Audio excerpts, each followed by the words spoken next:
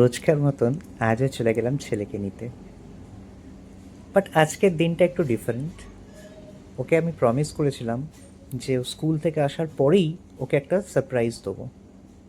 তাই প্রথমেই ওকে স্কুলের বাস থেকে নিয়ে চলে গেলাম একটা ডাবের দোকানে ডাব খাওয়াতে।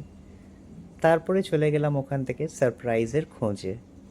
আপনারা অনেকেই হয়তো জানেন না যে বর্তমানে গোলাপবাগে যে নতুন শপিং মলটা হয়েছে সেখানে একটা বাচ্চাদের গেম পার্লার হয়েছে। না, বড়রাও সেখানে খেলতে পারে। তো আমি সেখানেই নিয়ে গেলাম। ও আগে গেম পার্লারে অনেক গেম খেলেছে, বাট বর্ধমানে তো নেই। তাই বর্ধমানে গেম পার্লারটা দেখে একদম হঠাৎ সারপ্রাইজড হয়ে গেল, দৌড়ে ওখানে চলে গেল। দিয়ে বলল, পাপা গেম খেলবো।